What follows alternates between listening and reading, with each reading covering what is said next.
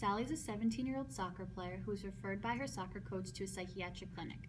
Sally's parents constantly fight and expect perfection from Sally, scholastically and athletically.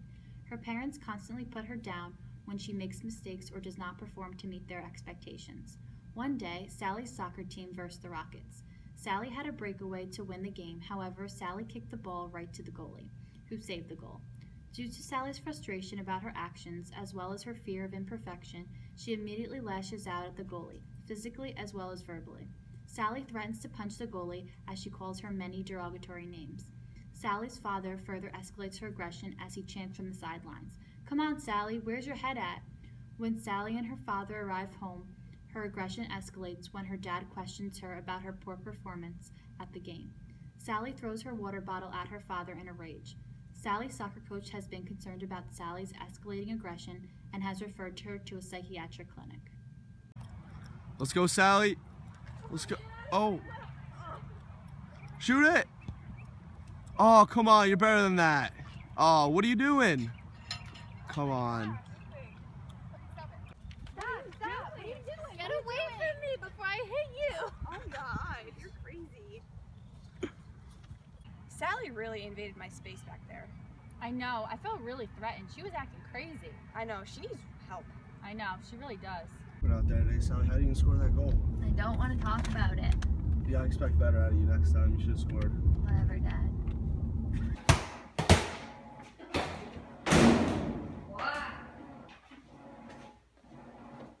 Sally. Don't. Oh.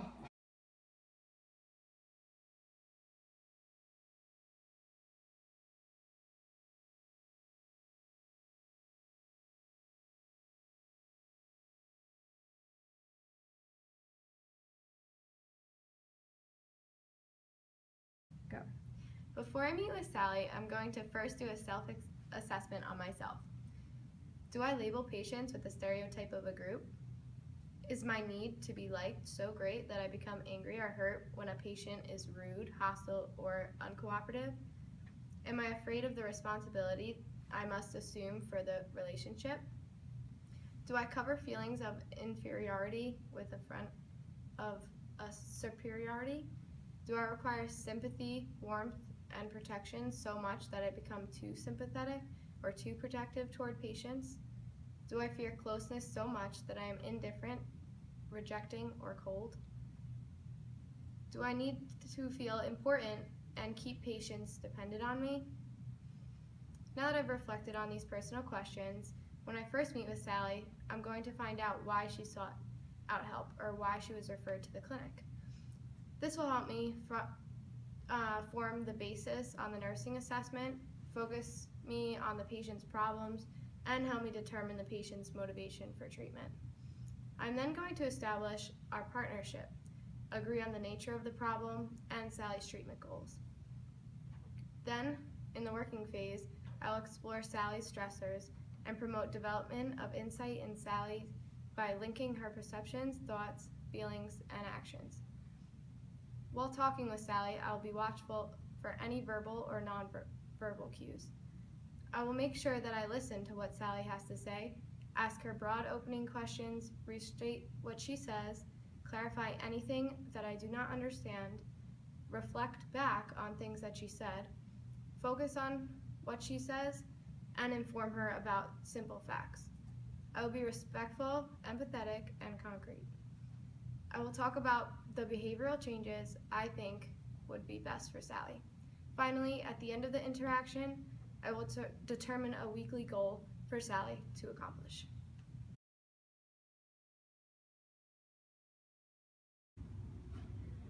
Sally Smith? Did you pay that bill? What do you mean? I worked all night last night. What? You didn't come home on time? You didn't pay the bill? I'm tired of it. It's not my fault. I have to work all night. Ugh, you stop fighting. What's wrong with her? What's wrong with her? What's wrong with you? Oh, do I have to be here for this? You know what? I think it might be best if you guys wait in the waiting room, and I'll come and get you when we're done. And then maybe at a later date we can have a family meeting all together. Oh, okay. Sounds great. Come on. Okay. We'll be out soon. I wish this was a waste of time. Bye. Thank God they're left. I know, I think it's better that just us talk for a couple of minutes. I didn't get to formally introduce myself. My name's Kristen, I'm gonna be your nurse today. What's your name? Sally Smith. Hi, Sally. Okay, so what brought you here today? I don't know, probably my stupid coach. Your coach? You're very anxious and can you tell me how you're feeling right now? I can't tell you. I don't even know anymore. You seem really anxious. Do you want to take a deep breath with me for a minute? Maybe No, that'll help not you calm really. down. Would you like to try to jot some things down that you're feeling? Yes, I'll try. Did you say take a deep breath? Yeah, Okay. I think sometimes that helps if you want to deep breathe in and out. Whenever you start feeling this way, very anxious and aggressive, I think a lot of times it could be beneficial to just think to yourself, I need to stop and take a deep breath, and then you could refocus and regroup and try to handle the situation more calmly. I just want to reassure you that everything that goes on here and everything you say to me will remain confidential and through the HIPAA agreement, just between me and the other staff working with you. Great, are we done here? Yeah, so you mentioned you're a soccer coach. Do you want to talk a little bit more about that? No, I don't. I don't have time today. Not today, okay. No. Well, just remember the breathing thing. I think it worked well with you. So maybe that could be your goal this week, is when you start to feel agitated, just take a deep breath, okay? Yeah. Okay. All right, so I'd love to see you next week. It was very nice meeting you, Sally. You too. Okay.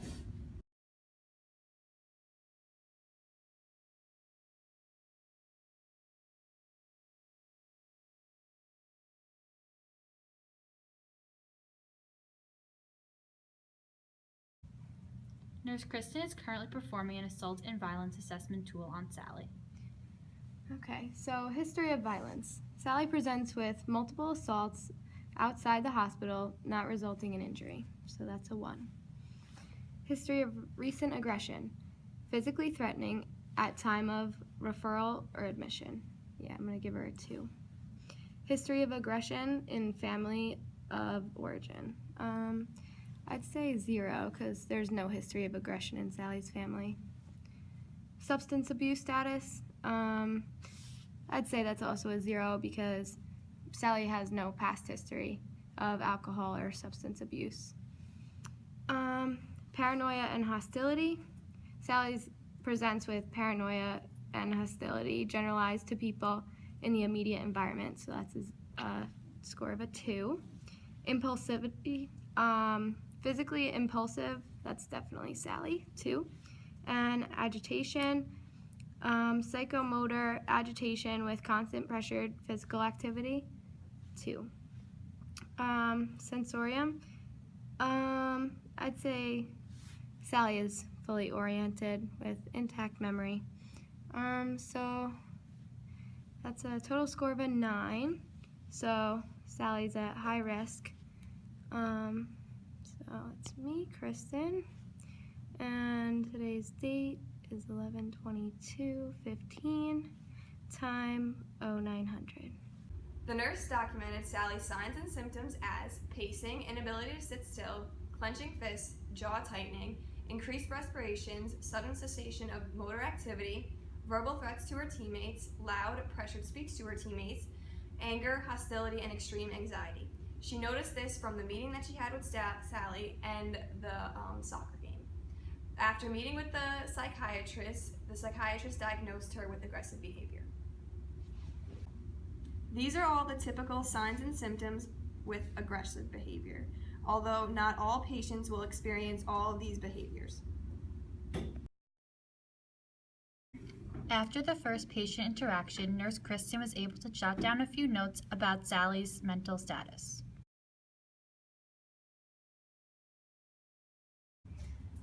Dad, you know I have a lot of responsibilities other than that, and I can't live up to your expectations anymore.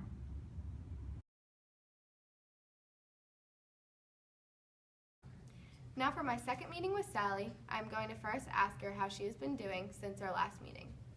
I will ask her if the breathing that I recommended worked for her or if there have been any other issues since our last meeting.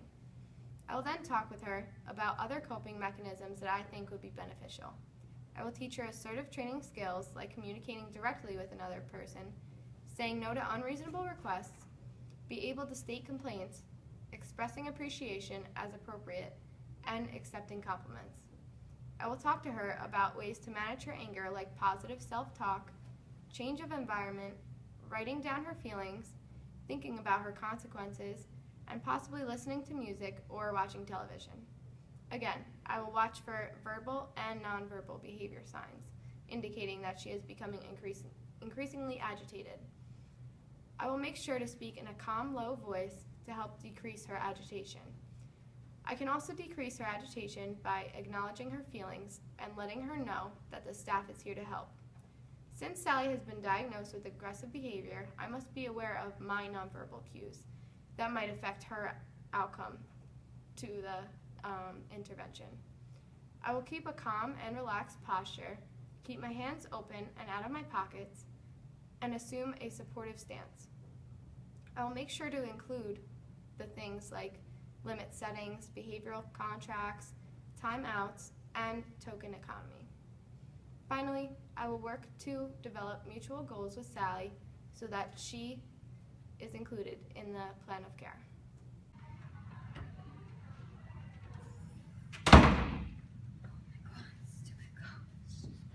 Hi, Sally. Hi.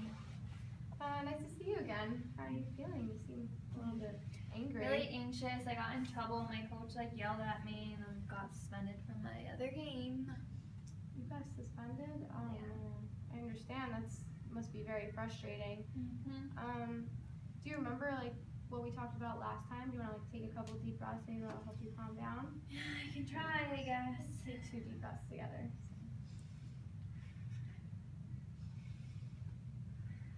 Okay. Do you feel like we could talk a little bit about this? Yeah, I feel like I can talk a little bit about it now. Okay. So do you think you'd be able to maybe talk to your coach about how you're feeling and see I if don't really even know how to talk to him though. maybe you could try apologizing and What see did if I that do wrong? changes his mind?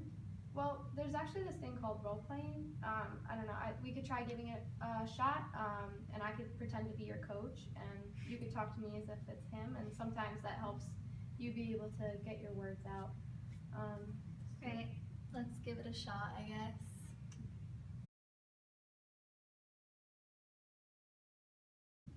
Okay, so let's just set the scene. So let's pretend we're at tomorrow's practice and you're out on the field and I'm on the sidelines, and you could just tell me a bit how you're feeling and we'll go from there.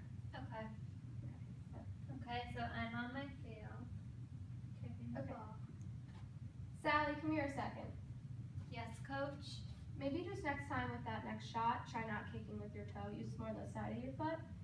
Okay, thanks. By the way, coach, I really just wanted to apologize for the way I was acting the last game. I know it was really immature and aggressive. Oh, thank you for apologizing.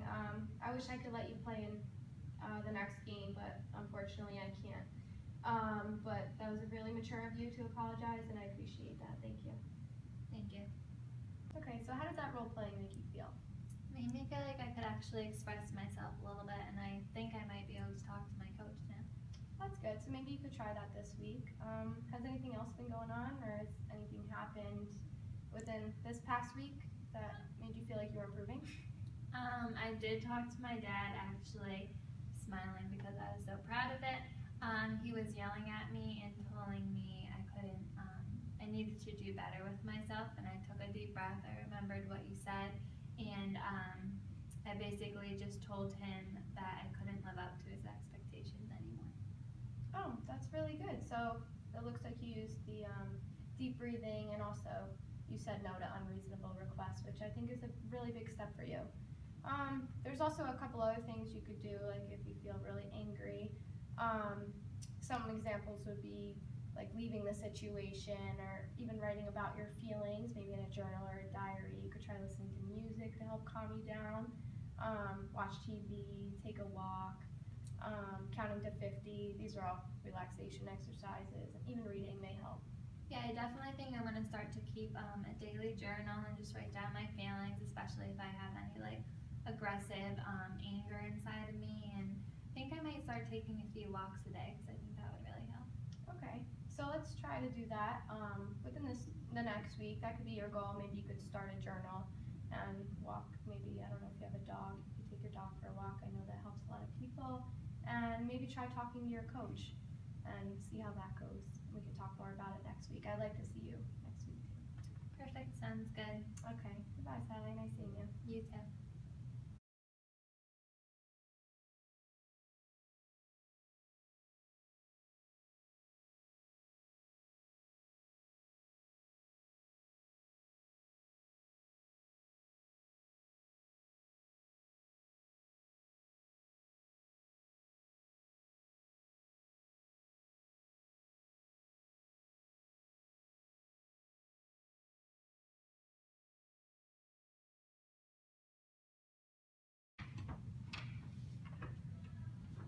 Want to make sure the door doesn't slam. Hi, Nurse Kristen. Hey, Sally. How are you doing today? I'm doing really good. How are you? I'm good. So, how you been feeling today? I've been really good. I took into consideration everything you said about like the deep breathing.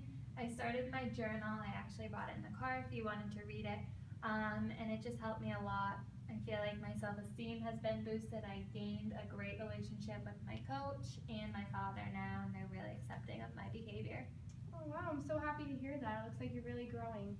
I think we're on the right path and you're definitely improving and growing, and I see that, and I feel that you've been working really hard. I just want to assure you that if you're ever feeling anxious and having this really anger and agitation, to really use the sources out there to get help. There's a lot of group therapy sessions and stuff like that, and I think definitely keep up what you're doing. The journaling seems to be helping, and walks and deep breathing. Sounds good. Okay, it was great meeting with you, Sally. You too.